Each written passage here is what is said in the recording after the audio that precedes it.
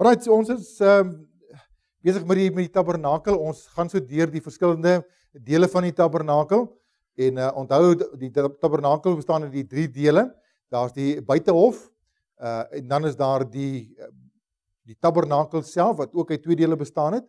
En naamlik die heiligdom en die allerheiligste. So dis die 3 dele, en ons gaan nog later ook vir 'n bietjie meer detail gee oor hoe hierdie dinge ooreenstem met die kerk van die Here Jesus, die liggaam van Christus, met homself ooreenstem, en dan ook hoe dit ooreenstem met die menslike liggaam. Dis baie interessante dinge wat ons kan kom. Ek het selfs op 'n studie afgekom in die afgelope tyd, hoe die tabernakel se samestelling, die 3 dele ook ooreenkom met die menslike selle in die liggaam. Nou, dis baie interessant, dis baie goed interessant. Ek wil nie vir julle met al daai goed is ook nog kom oorlaai nie. Dis dinge wat julle op julle eie kan gaan loer, maar daar's tog baie interessante ooreenkomste rondom dit. Maar ons by die 16de afdeling 3, dit gaan oor die eerbied, die hemel en die aanwysings wat Moses ontvang het, soos wat die Here vir hom gewys het om die dinge te maak, en hy het presies volgens die voorbeeld gaan maak wat die Here vir hom getoon het. Moses baie stiptelik gewees rondom dit, elke stukkie detail, en weer eens as ek sê elke stukkie detail, dan wil ek vir julle sê, elke liewe stukkie detail in die tabernakel het een of ander geestelike betekenis. Sommige van dit ongelukkig, wat my betref, is grens my partykeer aan bietjie bespiegeling. En jy moet versigtig wees, en ek probeer van dit hier en daar te vermy, dat ou nie te ver gaan met dit nie. Ding moet my baie duidelik wees, voordat ek kom as 'n regtig 'n waarheid en toepaslike waarheid kan deurgee. So die ding wat ek met julle deel, is dinge wat ek van oortuig is, en wat ek rustig mee is. As ek hier en daar dalk ietsie oorslaan, kan dit dalk wees, of as gevolg van die feit, dat ek nie heeltemal daarmee saamstem, of dit kan gebeur dat ek ietsie dalk per ongeluk oorslaan. So daar's geen moedwilligheid, of dis nie dat ek haastig is, dat ek partykeer goed oorslaan nie. Daar's net soveel inligting, wat ons kan behandel op Sondag aand, en sommige van julle het al ook julle bekommernis uitgespreek. Dis te veel om in een aand te hanteer en regtig te kan absorbeer en te verwerk. So ek luister na daai kant toe ook. So help my in daai opsig, en gee maar vir my terugvoer. Is daar iets wat ek kan werk, en bietjie kan stadiger, of hier dalk 'n bietjie vinniger, of daar bietjie meer, of so, en ek gaan regtig aandag gee, so ver as wat ek kan. Met die allerheiligste het ons laasweek toe na gekyk, die instruksies om die verbondsark te bou, het alles begin met die ark. Dis op bladsy 94, heel bo aan die allerheiligste, instruksies vir die verbondark. God begin heel eerste met die ark. Nou kyk ek wonder waar sou ons begin? Dit is amper jy bou 'n huis, en dan soos jy die huis klaar gebou, dan maak jy vol meubels. Die Here maak jy die meubels, en toe bou jy die huis. Verstaan jy die ding hierso? Maar wat is die belangrikste? Is die gebou die belangrikste, die buitekantse struktuur, of is die innerlike, die heiligste, die belangrikste? God begin by dit wat die belangrikste, die heiligste dinge is. En is dieselfde ook as dit kom by die geestelike. Nie dat die Here nie begaan is oor ons fisieke toestand, ons liggaamlike nie. Maar hy sê die mens is tog meer as net die liggaam. Waaroor gaan dit regtig? Dit gaan oor die diepste wese, die heiligdom van die mens ook. God wil hier met 'n werk begin. Uiterlike hervorming beteken vir die Here niks nie. Baie mense wil altyd daar begin. Hulle wil eers hulle self respektabel maak, en hulle uiterlike wil hervorm, en dink hulle gaan aanvaarbaar vir die Here wees. En waar moet ons begin? Presies waar die Here begin het, met die ark. Begin by die binneste, begin by die heiligste deel van alles, en dit is met jou gees. Dit is waar God 'n herskepingswerk wil doen, en as dinge daar reggestel is, dan kan die res van self regkom. Dan kan elke ander dingetjie ook op sy plek gehanteer word. So as 'n baie mooi toepassing ook selfs wat dit betref. In die tweede plek, die ringe en die pale vir die ark van die verbond. Daar word ons gesels hoe dit alles daar moes gebly het, en selfs daarin is 'n betekenis. Sommige mense sien in die 2 pale, die 2 verbonde wat in plek gebly het, en so aan. Ek is, ek sê, so 'n bietjie versigtig, is my baie interessant van die toepassings, maar ek gaan nie te veel daarop ingaan nie. Dan ook hoe dit gedra is in die ringe wat deurgesteek is aan die kante, en soos dit gedra deur die priesters. En dan, as kyk na die inhoud van die ark, net so vinnig, die 3 dinge wat binnekant die ark is, en jy kan selfs binnekant in hierdie ark wat hier gebou is, die skaalmodel is die 3 goedjies is daar, die kliptafels met die gebooie, en die staf van Aaron, maar dit is nie te voorstelling wat daar is, so. Dit is nie regtig nie. Het is die ark, die inhoud, alles is daar binnekant, en tafel met toonbrode, alles is daar, maar daar so sien julle dit, dis die kruik met die manna, die staf, en dan ook die 2 tablette. Al daai goed is 'n toepassing het ons laasweek oor gesels, so ons is klaar met dit. Ons gesels oor die versoendeksel, 'n baie mooi toepassing wat ons daar ook gesien het, en dit saamgevat met the mercy seat was for the Israelites temporarily what Jesus Christ is for all people permanently, the place where God found satisfaction. Die sondes is bedek. Die versoendeksel het sonde bedek. Maar daar's een verskil tussen die versoendeksel van die Ou Testament en Christus in die Nuwe Testament. Onthou wat ek vir julle gesê het, reg aan die begin het ons gepraat oor tipes en antitipes. 'n Tipe is altyd 'n gebrekkige, onvolledige, onvolmaakte voorstelling van die werklikheid van die vervulling daarvan. Die versoendeksel het 'n beperkte betekenis gehad. Dit het sonde bedek. It provided a covering. Dis wat dit gedoen het. Maar Jesus in sy volmaaktheid het nie ons sondes net bedek nie. Wat het hy gedoen? Hy het weggeneem. En daar is die verskil. In die Ou Testamentiese verbond kon die sondes nie weggeneem word nie. Dis waarom die offers ook herhaal moes word voortdurend. Want daar's 'n gedurende herinnering ook gewees aan sondes. Maar Christus het deur een offer vir altyd die sonde weggeneem. Groot verskil. Nie net bedek nie, maar bedek en weggeneem. Baie groter vervulling as wat die tipe vir ons voorgestel het. Okay, so dan ook die atonement het iemand gesê, dis eintlik 'n baie mooi, as jy die woordjies afbreek, at one moment, to be at one with God. Waar daar 'n vereniging plaasvind tussen die sondaar mens wie se sonde vergewe is en in Christus gedoop word, en daar vind 'n eenwording plaas, presies waarvoor Jesus gebid het in Johannes hoofstuk 17, dat hulle een kan wees soos ek en die Vader een is, hulle in my en ek in hulle, en al daai dinge wat Jesus daar rondom dit gesê het. Okay, Hebreërs 4 vers 14 en 16, ek dink dit is belangrik dat ons daai teksvers net lees. Ons het nie laasweek so in detail net vir u gewys nie, maar ek wil dit graag tog net vanaand vir u lees. Ek dink ons almal ken vers 16 baie goed, maar ek net van vers 14 af dit lees. Hy sê daar, terwyl ons dan 'n groot hoëpriester het, wat deur die hemele deurgegaan het. Onthou die aardse hoëpriester kon nooit na verwys word as 'n groot hoëpriester. Hy was 'n tydelike, feilbare hoëpriester. En hy het sy doel gedien ook as 'n tipe, 'n voorstelling van Christus. Maar nou sê Paulus in Hebreërs 14, hy sê, terwyl ons dan 'n groot hoëpriester het, wat deur die hemele deurgaan het, nie deur die aardse tabernakel nie, maar wat deur die hemelse tabernakel beweeg het, in die geestesdomein, deur die hemele gegaan het, naamlik Jesus die Seun van God, laat ons die belydenis vashou. Hoor dit sê nou, want ons het nie 'n hoëpriester wat nie met ons swakhede medelee kan hê nie. Ou Testamentiese priester het nie medelee gehad nie. Hy het sy job gedoen. Daar was nie daardie vereenselwiging gewees in die volmaaktheid soos wat Jesus dit gedoen het met ons sonde nie. Hy sê, maar een wat in alle opsigte versoek is, net soos ons, maar sonder sonde. Hoor dit sê nou, laat ons dan met vrymoedigheid, nou gaan ek ietsie inlees, wat gaan vir julle baie mooi sin maak. Laat ons dan met vrymoedigheid na die versoendeksel toe gaan. In die Bybel staan na die troon van genade gaan. Die versoendeksel is die troon van genade. En wie is die troon van genade? Jesus self. Laat ons dan met vrymoedigheid, en die vervulling is, laat ons dan met vrymoedigheid na Jesus ons hoëpriester en die offer wat hy gebring het gaan en genade vind en barmhartigheid verkry om regtigheid gehelp te kan word.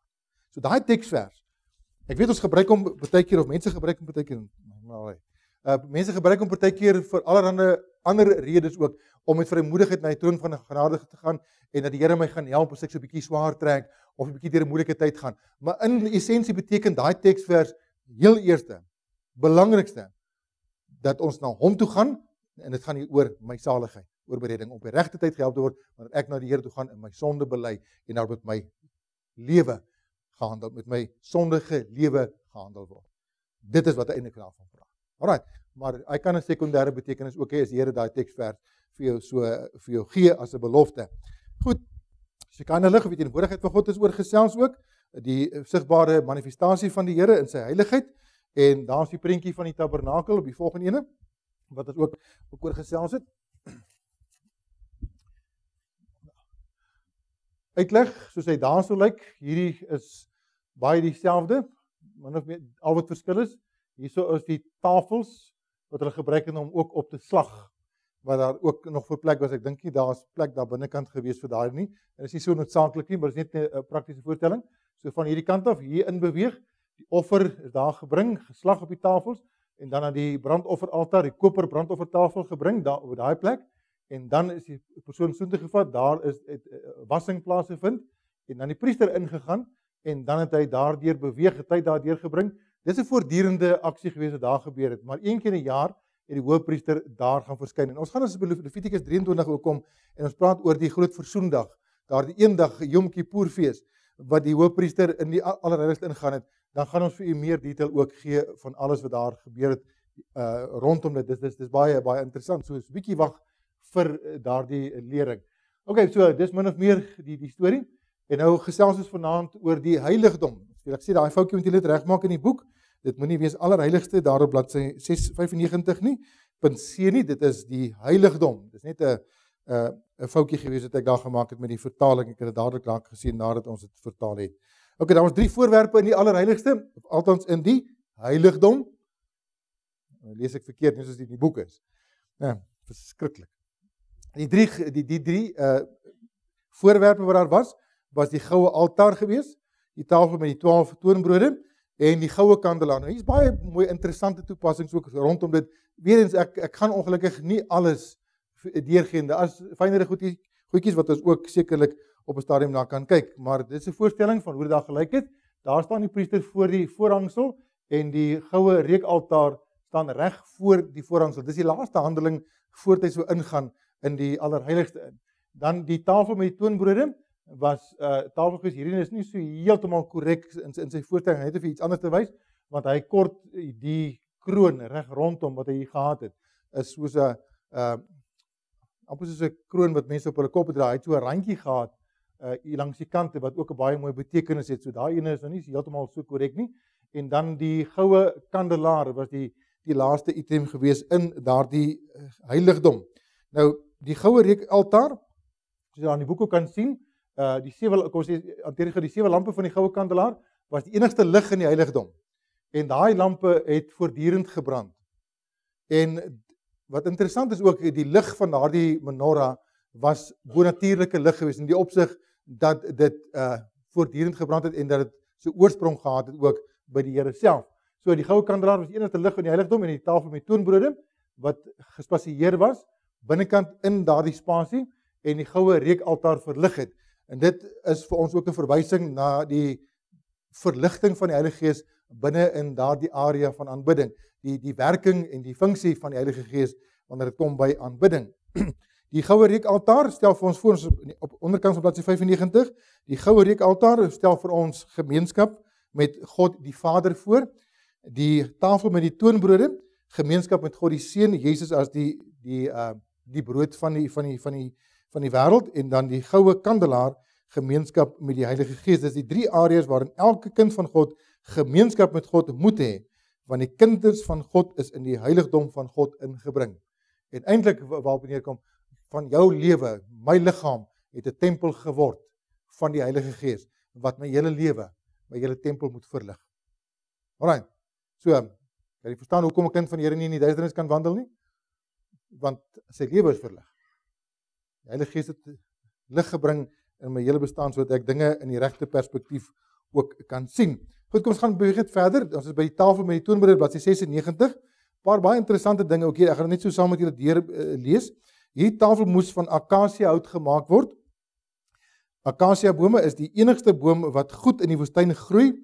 Dit moes met goud oorgetrek word en was 3 voet lank, 1 voet 6 duim breed en 2 voet en 3 duim hoog. Hierdie tafel moes ook ringe en draaghoute hê om dit te dra. Weerens as jy daar by Numeri kom, dan gaan ons daai goedjies in meer detail met u moet behandel. Daar was ook skottels en panne en bekers, alles van suiwer goud gemaak. Al daardie instrumente het 'n doel gedien. En in elkeen van daai goedjies weerens is daar baie mooi simboliek. Wat ek nou nie vanaand met u hier gaan hanteer nie. Dis dinge wat jy miskien op jou eie kan gaan hanteer. As jy iets met ons wil deel, is jy baie welkom. Ek luister ook graag wat dit betref. Die doel van die tafel met toonbrode is baie belangrik. Daar moes 12 brode op hierdie tafel wees. Letterlik brood van gesigte. As mens dit net so direk in Afrikaans moet vertaal. En sommige soos F.B. Meyer het daarna verwys ook as die teenwoordigheidsbrode. Nou die Afrikaans sukkel om hierdie in Engels wat in Engels gesê is en wat in die Hebreëus aanvanklik gesê is, werklik mooi uit te druk. Dit is eintlik brode wat die teenwoordigheid van die Here openbaar. Dis brode wat die teenwoordigheid van God toon. Ek is ook gesê, dis hoekom dit verwys word as toonbrode. Right. Dit vertoon die heiligheid van God. Dit vertoon die voorsiening van die Here. So dis waar ons die betekenis in kry. Brood is nodig vir oorlewing en dit was 'n herinnering dat die gemeenskap met God net so noodsaaklik is vir die mens as voedsel vir die liggaam. Die 12 brode was van fynmeel gemaak. Gaan nou terugkom na dit toe. Een vir elke stam van Israel en moes op die tafel geplaas word met wierook tussenin. Die brood is eenmaal per week vervang en slegs die priesters kon van hierdie brood geëet het. Wat interessant is rondom hierdie toonbrode, alle ander brood wat hulle gebruik het om te eet onder die volk, kon hulle 6 dae lank gebak het. Maar hulle mag nooit gewone brood op die Sondag, op die Sabbat, ek sê 'n Sondag, op die Sabbat gebak het nie. Maar die toonbrode is die enigste brood wat hulle op die Sabbat wel moes gebak het. Want elke Sabbat moes die toonbrode vervang word. Dan daai brode warm gebak, daar verskyn so 'n groepies, 'n hoopie van 6 en 'n hoopie van 6, en dan het daar gebly vir daardie 6 dae. En die einde van daardie 6 dae, net voor dit vervang word, dan het die priester die reg gehad, of wat daar binnekant is, om daardie brood te eet. So hulle het 6 dae oue brood geëet. Maar dit was ongesuurde brood geweest, so dit nie sommer so gou afgegaan nie, maar elke Sabbat dan is daardie brood vervang met vars gebakte nuwe brood. Daar's ook 'n mooi betekenis daaraan. Wat sou julle sê, wat is dit? Die kabiewelraai. En die feit dat die brood elke 7de dag vervang is. Op die Sabbatdag vervang is. Wat sou dit beteken? Jy wil probeer. Dit dui op die brood van die lewe, ja, maar die feit dat dit op die Sabbat vervang is, elke 7de dag vervang is, wat sou die betekenis of die moontlike simboliek daar agter wees? Daar's 'n mooi gedagte. Dis wat dit die 7de dag was die dag gewees dat Jesus ook opgestaan die aand voordat hy opgestaan het, né? So dit spreek van die Sabbatdag is altyd 'n dui op rus. En Jesus is ook ons rus. Alraai, so dit is net my so 'n terloopse opmerking rondom dit, dat dit moontlik dit ook kan beteken. Die betekenis van die brood dui op Jesus, die woord, die brood van die lewe. Hy is ook volgens Johannes 12 vers 24 die koringkorrel wat in die grond val en sterf. Johannes 6 vers 48 tot 51. Nou goed, die doel van die tafel met toonbrood, dit is nou gesien, hier is iets wat ek ontdek het ook, en ek het dit net so oorgesit, is baie mooi inbruikbaar ook. Die doel van die tafel, Mike sê toe, 'n crown around the bed. Hier kan jy sien, hy het so 'n dubbele kroon rondom gehad, wat hulle gebou het. So, en selfs in daardie dubbele kroon is daar 'n betekenis wat ons kan lees. En hier op die linkerkant, the double crown around the border, hy word na verwys as die koning met baie krone. Die vervulling daarvan, 'n verwysing daarvan, Jesus is aan een kant is priester, maar hy is ook koningpriester. Hy is die koningpriester volgens die orde van Melchisedek. Dit het ook daartoe gedien dat niks op die grond val nie.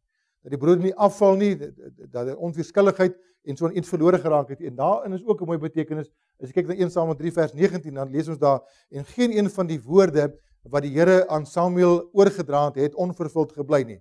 Dit dui op dat die brood van die lewe, niks van dit wat Jesus gedoen het en wat hy voorsien het, behoort ooit verlore te gaan nie. Geen woord wat Jesus gespreek het, as die vervulling van al die beloftes, sal ooit onvervuld bly nie. Hy is die volmaakte voorsiening, hy is die volmaakte vervulling. Niks van enigiets wat Jesus voorsien het, kan verlore gaan nie. Dit het altyd 'n baie besondere doel. So dis my net ietsie mooi wat ek daar opgetel het, en dan om saam te vat, by tafel van toonbrood betref, dis gemaak met fynmeel. Hoe kry mens fynmeel? Deur 'n maalproses, nee, in 'n baie voortdurende, baie sterk maalproses.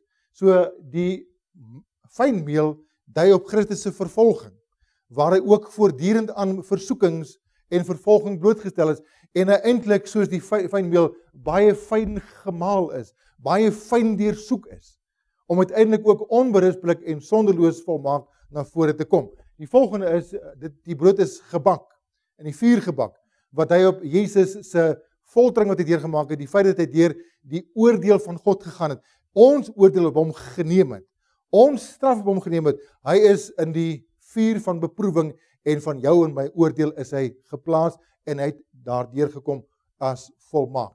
Die volgende enetjie, dit is ongesuurde brood gewees. Suurdeeg is altyd 'n simbool in die Bybel van sonde. En die feit dat dit ongesuurde brood is en dit moet na Jesus verwys, dui op die sondelose volmaaktheid van Jesus. In hom was daar geen suurdeeg gewees, om het so te noem. Hy was die volmaakte en die sondelose lam van God. Daar's ook wierook saam gewees, die geur, sy lewe was 'n aangename geur vir God gewees, omdat hy alles gedoen het wat sy Vader welgevallig is. En net soos wat daardie priester die reukwerk ingebring het as 'n geur vir die Here, so was Jesus se lewe ook 'n aangename geur vir sy Vader gewees. Hy het in elke opsig sy Vader behaag. En 3 keer het Jesus daardie woorde gehoor. Ek onthou wanneer dit was. Dit is my geliefde seun, in wie ek welbehaag het. By sy ek gaan nou kans gee, dis by sy doop gewees. Verheerliking op die berg. En waar is die ander ene? Dit is by sy geboorte gewees. My geliefde seun. Nee, so 3 keer die woord, dit is my geliefde seun. En by daardie geleentheid, 2 van die geleenthede het daar ook 'n stem gekom en sê, in wie ek welbehaag het, luister na hom. Alright, so dit is net as 'n bewys dat Jesus vir sy Vader in elke opsig gehoorsaamheid en volmaak was. Dan verder ook, elke Sabbat moes daar nuus ingesit word. Die ou dinge het verbygegaan, daar moes 'n nuwe begin gemaak word. Elke week was 'n nuwe begin gewees. Elke 7de dag was daar 'n nuwe begin gewees. En die getal 7 is altyd die getal van geestelike volmaaktheid of van rus. So die brood dui ook op Jesus wat ons rus is. Die volmaakte een in wie ons vertroue kan stel. Verder ene, die priesters het nêrens in die heiligdom of in die allerheiligste het hulle sitplek gehad nie. Hulle het gestaan. Hulle het alles wat hulle gedoen het hulle gestaan. Hulle het die brood gestaan en eet.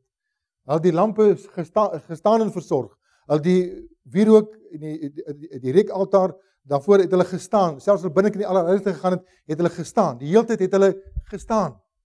Maar nou lees ons in Hebreërs hoofstuk 10 vers 11 tot 14. Blaai dan as julle gou kan.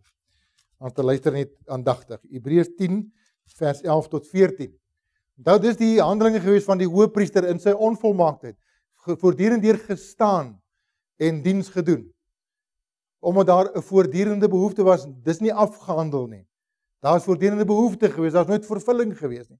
Maar nou kom Hebreërs hoofstuk 10 vers 11 en hy sê: elke priester staan wel dag vir dag om die diens waar te neem en dikwels dieselfde offers te bring wat nog nooit die sondes kan wegneem nie, net bedek. Maar hy het, Jesus, nadat hy een slagoffer aan die kruis, wat eintlik die brandofferaltaar was. Is julle met my? So die ooreenkoms is daar. In plaas dat hy by die brandofferaltaar by Golgotha 'n offer gebring het, het hy hom self geoffer. Iets gebring, 'n bees of 'n skaap of wat kan, hy self die lam gewees wat homself gegee het as 'n offer. Hy het nie sê nadat hy een slagoffer vir sondes gebring het, vir altyd gaan sit aan die regterhand van God. Die eerste hoëpriester wat gaan sit het, want hy is die eerste en enigste hoëpriester wat klaar is en wat sy werk voltooi het en wat daar nooit weer 'n behoefte agterna daarin sou wees om nog offers te bring. Want hy het een offer vir altyd gebring. Want deur een offer het hy vir altyd volmaak die wat geheilig word, die wat afgesonder word vir redding, die wat by die Here uitkom. Hulle word volmaak, herstel en vergewe en versoen en verlos deur die offer van Christus. Dis mooi, né? Nie die verskil, weer eens in die Ou Testamentiese die onvolmaakte, dis net die beeld wat wys na die volmaakte in die Hebreërs. Eintlik moet ons nou Hebreërs, as ons met hierdie klaar is, moet amper Hebreërs weer doen. Dan gaan ons die Hebreërs nog beter verstaan. Ons het nog soveel tyd aan Hebreërs spandeer. Maar nou maak baie van die goeie dat ons met Hebreërs behandel het, dalk vir u baie beter ook sin. So, daar's die gedagte, dis wat gebeur rondom dit. Dan is so 'n ander sketsie wat ook vir my baie mooi dinge saamvat, wat ek net graag ook vir julle wil wys. Die linkerkant, the priest lived upon the shewbread. He received strength and vigor. En dan word van die ander kant, we receive strength and growth in Christ as we eat of the bread of life. Net soos wat brood as jy dit eet in jou liggaam opgeneem word, en jou liggaam versterk, so moet ek my ook voortdurend in die teenwoordigheid van Christus, moet ek my versadig. Ek dink een van die psalms het gesê, ek wil versadig word met u beeld as ek wakker word. Met ander woorde, ek wil my dag reg begin, en ek wil gevul word en versadig word, om die dag in te gaan, saam met die Here. Maar in elk geval, volgende een, the shewbread was to be continually renewed. The word of God must be continually renewed in our lives. So net so wat daar voortdurend brood vervang moet word, kan ons nie lewe op ou brood nie. Dis eintlik wat dit beteken. Daar moet voortdurend in ons lewe moet ons ook nuwe brood inneem. Dan nou wil ek nie sê elke Sondag. Dit is nou die simboliek hier letterlik so deurtrek en sê moet elke Sondag kom vir vernuwing nie. Dan gaan baie ouens hierdie week gaan hulle swaar trek. Dis 'n elke dag ding. Onthou weer eens, Ou Testament was 'n gebrekkige voorstelling. Dit moet beter wees in die nuwe ene. As die Ou Testament een keer elke week was, elke Sondag, wat beteken dit onder genade? Voortdurend. Nie net een keer 'n week nie, of net een keer 'n maand nie, so baie ouens dit reg kry nie. Okay, so dan frankincense, dus nou wierook was sprinkled on the 12 loaves of shewbread, made without leaven, represents sinless Jesus Christ as the word of God. The word of God is sometimes bitter to the natural man, but sweet to the inner man. So ons die brood geëet het, en die brood is vir die wat in 'n verhouding met die Here staan, is die brood nooit sleg nie. Dis altyd aangename brood, dis altyd goeie brood. This is the bread which cometh down from heaven. So die toonbrode, die 12 toonbrode is verteenwoordigend, en selfs daarin is daar ook ietsie mooi, die 12 verwys in die ou verbond, in die tabernakel se opset, verwys dit na die 12 stamme van Israel, in die Nuwe Testament verwys dit na die 12 disippels van Jesus, wat uiteindelik die kerk van Christus ook moes gevestig het, 'n nuwe liggaam, 'n vervulling van die Ou Testamentiese in die lewe moes gebring het en verder moes gevat het. So 'n baie mooi verwysing as ons 12 lees, is altyd na die twee verskillende groeperinge wat ons daar kry. Goed, dan kom ons by die goue kandelaar, bladsy 96 en 97, ook 'n paar dinge wat interessant is daar. Weereens, ek maak gebruik van 'n skets wat ek gekry het, wat my die dinge ook baie mooi saamvat. Dit is gemaak van een stuk. Dis nie 'n klomp onderdeeltjies wat hulle gemaak het, en soos ons vandag so gemaak het, pypies en paaltjies en staandertjies, en nou elke deel in die fabriek kry 'n ander job, en dan op 'n einde word jy by assemblies gebring, en dan word hy aan mekaar gesit, en dan is daar 'n kandelaar. Daai kandelaar was een stuk gewees. So dat hom so gegiet en so gemaak het uit een stuk uit was. Baie besondere vakmanskap wat daar was. So die feit dat dit een stuk is, made of one piece of gold, one sacrifice for sin, daar is die teksverse, one mediator, maar een middelaar tussen God en die mens, een hoëpriester.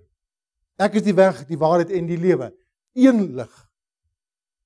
Alles dui op eenheid wat Christus is. Hy's nie 'n samestelling van 'n klomp dinge nie, hy's alles in een.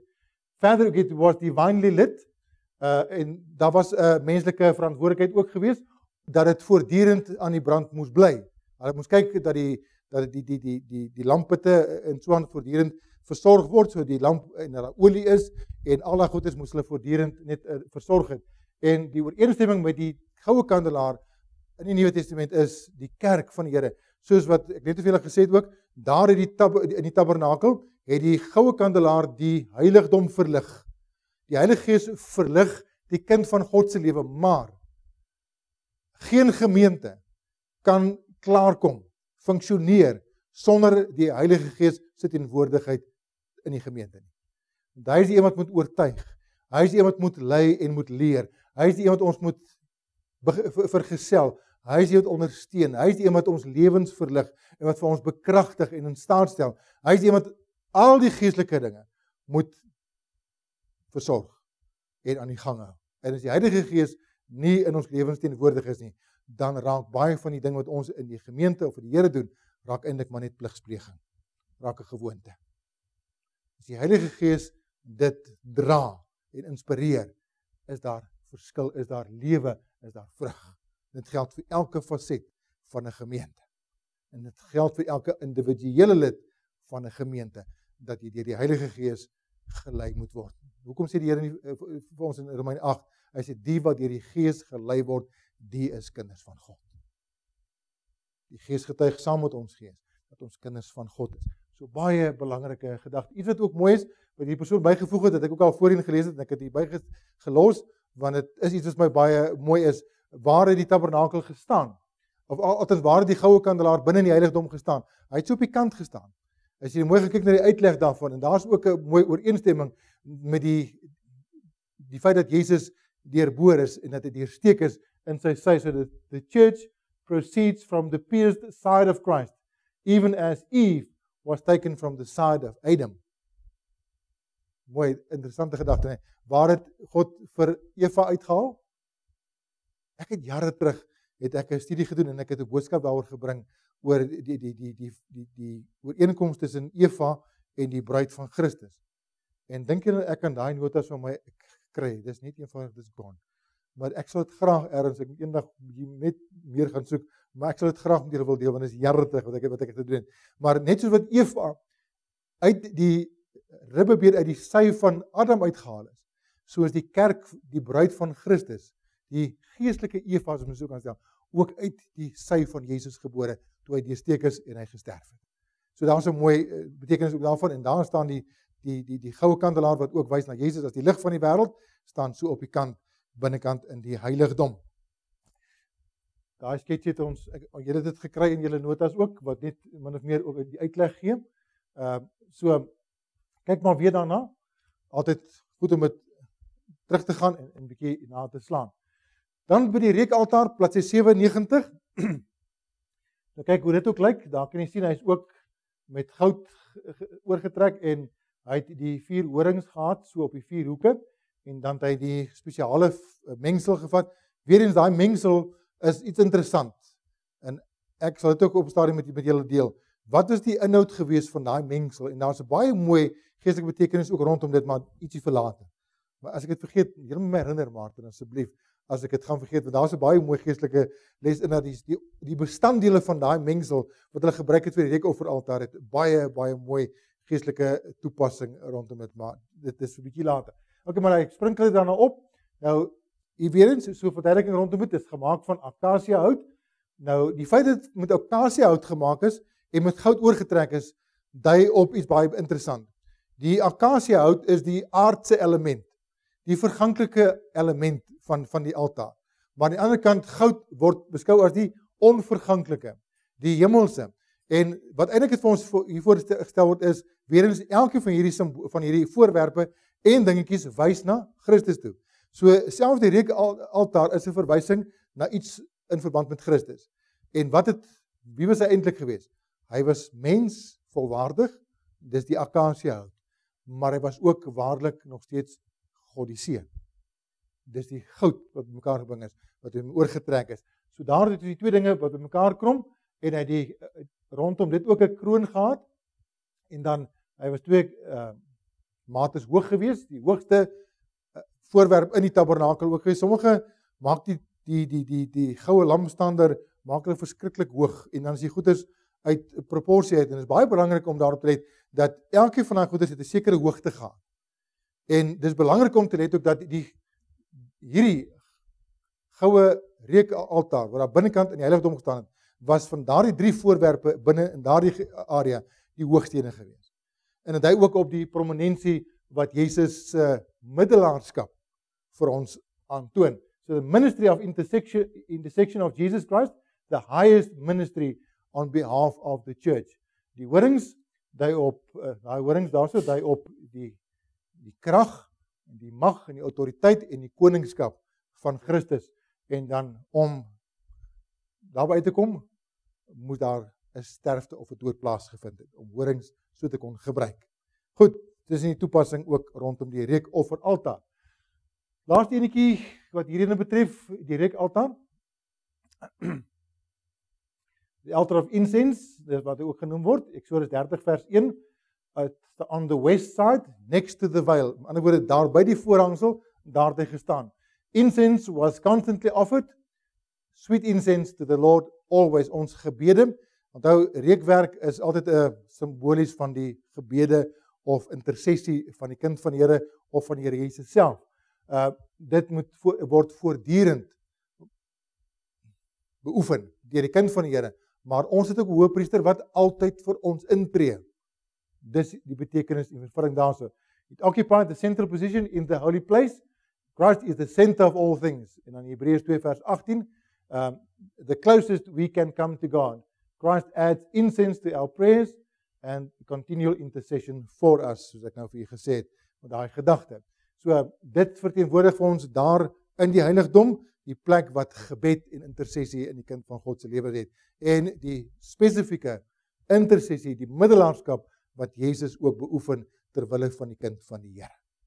Goed, so daar's die 3 voorwerpe binne in die heiligdom. Daar's ook net so prentjies, jy kan sien, dalk so 'n bietjie klein is, trek my oogies op skreefies en kyk, daar staan die priester, nou kan jy sien daar die goue kandelaar is uit proporsie, hy is nie die hoogste nie. Hy lyk of hy hoër is as daardie altaar was die hoogste gewees, hy is hoër as daardie gewees. En daar staan die hoëpriester met die met oopgetrek vir die doel van die illustrasie, maar daai voorhangsel het altyd toegewees, maar hierdie kan ook dui op die laaste handeling wat uitgevoer is voordat hy so ingaan 1 keer per jaar om voor die ark te gaan verskyn. Daar is die heerlikheid van die Here uitgegaan met die reukwerk na binnekant toe. Interessant is ook dat hy die reukwerk, die vlam wat hy ingeneem het om die wierook te verbrand binnekant, waar het gekry? Nie by die goue kandelaar nie. Hy bring dit van buitekant van die brandofferaltaar af. Sien die verband wat dit het? Die offer het 'n verbintenis met aanbidding. Eers die offer, dan die reiniging, dan die aanbidding. Dieselfde vuur regdeur. Mooi né? So dieselfde werk van die Here, dieselfde werk van die Heilige Gees wat deurgevoer word tot in die teenwoordigheid van die Here. When offering incense, the priest was shut in with God. Dis nou daar wat hy besig is met die reukaltaar. We become lost in the spirit of prayer when we draw nigh unto him by his spirit. Father, this fire for incense was brought from the altar of sacrifice. Our prayers must be backed up by our sacrifices. Incense was offered daily on the golden altar. Made of wood overlaid with gold, we must pray without ceasing. Bid sonder ophou. Laat ons dan gedurig deur aan God 'n lofoffer bring. Dis die vrug van die lippe wat sy naam bely, sê Hebreërs 13 vers 15. Laaste enetjie, 2 altare wat ons van in ander woorde kry by die tabernakel. Een kan die brandofferaltaar en dan die goue reukaltaar. Een staan in die buitehof, daar in die heiligdom. Die een is van akasiëhout gemaak, die ander ook. Daai is bedek met koper, want koper is simbolies van oordeel oor sonde. Dan is bedek met goud. Goud is ook simboliese verwysing na geloof. So die een is 'n absolute geloofsaak wat my daar uitgebring het. Dan die koperaltaar, daar is 'n goue altaar. Daar is die brandoffer se reuk wat opgestyg het na God toe, van die dier wat gesterf het in die plek van die sondige mens. So en daardie reuk van daardie offer het opgestyg na die Here toe. Dis die offer van of die reuk van die dood gewees het opgestyg het. Hierheen was die wierook en die persoon wat dit geoffer het gestaan en het lewend gebring. Dis 'n reukwerk vir die Here, aangename geur vir die Here. Sien die verskil? Een spreek van dood en die ander spreek van lewe, 2 reuke. Kan jy verstaan hoe Paulus gesê het, vir sommige is ons 'n reuk tot die dood. Ander 'n reuk tot die lewe. Daai goeders maak sin. Dadelik as jy met hierdie goeders te doen kry. Plek van offer, vind daar plaas, plek van aanbidding by hierdie ene plaas. Goed. Dis vanaand se aanbieding.